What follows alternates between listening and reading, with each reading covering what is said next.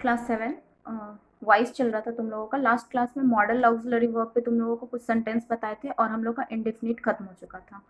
तो आज हम लोग देख लेंगे। देखो, इंडेफिनिट के बाद हम लोग आज कंटिन्यूअस, परफेक्ट और परफेक्ट कंटिन्यूअस को देख लेंगे। तो सेंटेंस वगैरह जो भी है तुम्हारा कंटिन्यूअस पे, परफेक्ट पे और परफेक्ट कंटिन्यूअस में, वो एज ए क्वेश्चन हम तुम लोगों को पीडीएफ फॉर्म में डाल देंगे, वो तुम लोग चेक कर लोगे। यहाँ पर हम स्ट्रक्चर डाल दिए हैं चेंज करने के लिए, एक्टिव से पैसिव में कैसे चेंज होता है। ठीक है, तो यहाँ पर सारा स्ट्रक्चर लिखा हुआ है, एक्टिव और पैसिव में हम लिख दिए हैं। और देखो, लास्ट में जो परफेक्ट कंटिन्यूअस है वो प्रेजेंट, पास्ट और फ्यूचर में दिए हैं। तो जनरली जो परफेक्ट कंटिन्यूअस एक्टिव से पैसिव में चेंज होता है वो जनरली होता नहीं है, लेकिन रेयरेस्ट केस ऐसे होते हैं जिसमें हम लोगों को चेंज करना पड़ता है।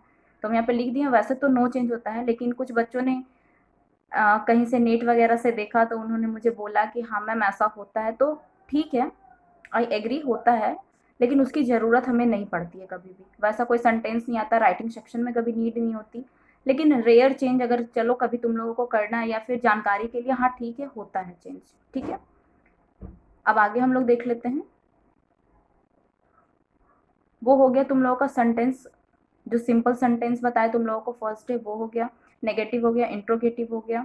अब हम लोग इम्परेटिव सेंटेंस देखते हैं। तो सबसे पहली बात, इम्परेटिव सेंटेंस होता क्या है। तो वैसे सेंटेंस जिसमें हम देखते हैं कुछ हमारा कमांड हो रहा है, रिक्वेस्ट है, एडवाइस है, सजेशन है, ऑर्डर है, इस तरह के जो सेंटेंस में होते हैं उसको हम लोग इम्परेटिव सेंटेंस कहते हैं। दूसरी बात इम्परेटिव सेंटेंस की ये है कि जो हमारा इम्परेटिव सेंटेंस होता है उसमें जो हमारा सब्जेक्ट होता है वो सेकेंड पर्सन होता है, जैसे कि यू। लेकिन सेंटेंस में हमें यू देखने को नहीं मिलता, ये हिडन होता है। इनडायरेक्ट फॉर्म में हमें समझना होता है कि जो हमारा सब्जेक्ट है वो सेकेंड पर्सन है। जैसे एग्जाम्पल में हम एक लिखे हैं, bring a glass of water. तो अगर किसी को पानी लाने के लिए बोला जा रहा है तो क्या वो थर्ड पर्सन हो सकता है? नहीं, जनरली हम लोग यू को ही बोलते हैं कि हाँ ठीक है पानी ले आओ या फिर कुछ भी। तो कहा जाए तो इम्परेटिव सेंटेंस में जो हमारा सब्जेक्ट होता है वो सेकंड पर्सन ही होता है, लेकिन वो हिडन फॉर्म में होता है। अब देखो, जो हमारा इम्परेटिव सेंटेंस उसमें हम कुछ स्ट्रक्चर लिए हैं, आई मीन कुछ सेंटेंस है विथ स्ट्रक्चर, जैसे ऑर्डर और कमांड है, रिक्वेस्ट है, सजेशन है और एडवाइस है। ठीक है, तो हम सेंटेंस लिखे हैं, सेंटेंस को एक्टिव से पैसिव में कन्वर्ट किए हैं और नीचे में हम स्ट्रक्चर दे दिए हैं कि इन फ्यूचर अगर जब तुम लोग अपने से चेंज कर रहे हो, बुक से जब सेंटेंस वगैरह बनाओगे तो समझने के लिए हम स्ट्रक्चर को लिख दिए हैं। जैसे देखो, पहला है शट दी विंडो। तो यहाँ पे क्या है, let the window be shut, let the window be shut. यहाँ पे हमारा क्या जुड़ा, बी। देखो, let plus subject plus be plus V3। तो यहाँ पे शट दी विंडो, तो let the window be shut, ये हमारा सब्जेक्ट था जो कि यहाँ पर ऑब्जेक्ट के फॉर्म में आ गया है। सब्जेक्ट था, यहाँ ऑब्जेक्ट के फॉर्म में आ गया है। ठीक है, नेक्स्ट क्वेश्चन देखते हैं। Please open the door. अगर किसी भी सेंटेंस में हमारा ये प्लीज लिखा हुआ आ जाए तो ये ऐसे भी रिक्वेस्ट होता है। हम लोगों को किसी को रिक्वेस्ट करना होता है तो हम लोग वैसे भी बोलते हैं प्लीज ये काम कर दो, प्लीज यहाँ चले जाओ, प्लीज हेल्प कर दो। तो अगर किसी सेंटेंस में प्लीज आ रहा है तो वो रिक्वेस्ट को ही शो करता है। तो अगर कोई सेंटेंस हमारा रिक्वेस्ट में होता है तो उसमें सेंटेंस के स्टार्टिंग में हम लोग जोड़ देते हैं यू आर रिक्वेस्टेड टू। ठीक है, अच्छा, हम लिखे प्लीज ओपन द डोर और सेंटेंस में कर दिए you are requested to help that old lady. कोई नहीं, यू आर रिक्वेस्टेड टू, यहाँ से इसको कट कर देंगे, you are requested to open the door हो जाएगा यहाँ पर। ठीक है, ये हटा देंगे, you are requested to open the door. Actually क्या है ना, ये जो तुम्हारा हेल्प दैट ओल्ड लेडी है वो हम तुम लोग को जो पीडीएफ फॉर्म में क्वेश्चन डाले हैं उसका था, तो यहाँ पर हम उसको सॉल्यूशन में ये लिख दिए हैं। कोई बात नहीं, तो ये हो जाएगा you are requested to open the door. चलिए नेक्स्ट क्वेश्चन आते हैं। हेल्प दी डिजेबल्ड। डिजेबल मतलब क्या होता है, जो हैंडीकैप होते हैं हमारे। हेल्प दी डिजेबल, तो ये हमारा एक सजेशन है। The disabled should be help, मतलब जो हमारा स्ट्रक्चर हो जाएगा वो subject plus should plus be plus V3 हो जाएगा। ठीक है, तो क्या हो जाएगा, यहाँ पे हमारा ये ऑब्जेक्ट है जो कि यहाँ पे सब्जेक्ट की फॉर्म में आ गया। The disabled should be help था हमारा यहाँ पे, तो ये हो गया यहाँ पे क्या, हेल्प, क्योंकि ये हेल्प क्या है, वर्ब है। क्या है, हेल्प, वर्ब है।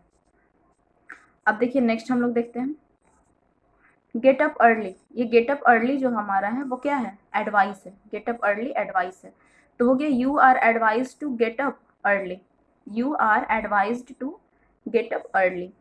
तो यू आर एडवाइज्ड, अगर किसी भी तरह का सेंटेंस में एडवाइस है तो स्टार्टिंग में हम यू आर एडवाइज्ड जोड़ देते हैं, और जो भी हमारा फ्रेज के फॉर्म होता है गेट अप अर्ली हो तो यहाँ पे गेट अप अर्ली। ठीक है, ठीक है। अब देखिए, दो स्ट्रक्चर में हम हमेशा तुम लोगों को बताएं कि जब भी एक्टिव से पैसिव में चेंज करें तो वर्ब का हमेशा थर्ड फॉर्म होता है, लेकिन यहाँ भी हम वर्ब का फर्स्ट फॉर्म लिखे हैं, और यहाँ भी हम गेट अप अर्ली था तो गेट अप अर्ली ही रहने दिए हैं, है ना, गेट का गेट ही रहने दिए। और यहाँ पे V1 हम तो सेंटेंस में शो किए V1, लेकिन ऐसा हुआ क्यों? इसलिए हुआ क्योंकि जब हम यू आर रिक्वेस्टेड लिख रहे थे तो यहाँ पर हमारा V3 आ गया। सेम यहाँ पे एडवाइस था तो यहाँ पर क्या आ गया, एडवाइस्ड आ गया।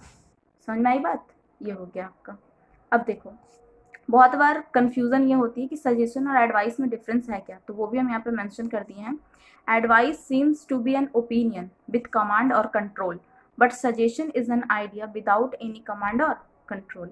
कहने का मतलब जो हमारा एडवाइस होता है उसमें जो ओपिनियन दी जाती है उसमें कभी कभी कंट्रोल होता है, कमांड हो जाता है। जैसे हम लिखे हैं गेट अप अर्ली, तो हम लोग के गार्जियन होते हैं या फिर टीचर्स होते हैं, वो हम लोग को डांट कर बोलते हैं हमेशा सुबह उठना चाहिए, हमेशा सुबह उठा करो, है ना, तो इसमें कहीं ना कहीं कमांड हो जाता है। अब सजेशन है, तो सजेशन है कि हम लोगों को गरीब की मदद करनी चाहिए, बूढ़े लोगों की मदद करनी चाहिए, तो ये एक हम लोग को आइडिया दिया जा रहा है कि हाँ ठीक है ऐसा करना चाहिए, जो सामाजिक तौर पर दिया जा रहा है, तो वो कमांड हो गया। उसमें किसी भी तरह का उसमें किसी भी तरह का कोई कमांड या कंट्रोल नहीं होता, वो आपकी मर्जी पर डिपेंड करता है, आप चाहो तो कर भी सकते हो, आप चाहो तो नहीं भी कर सकते हो।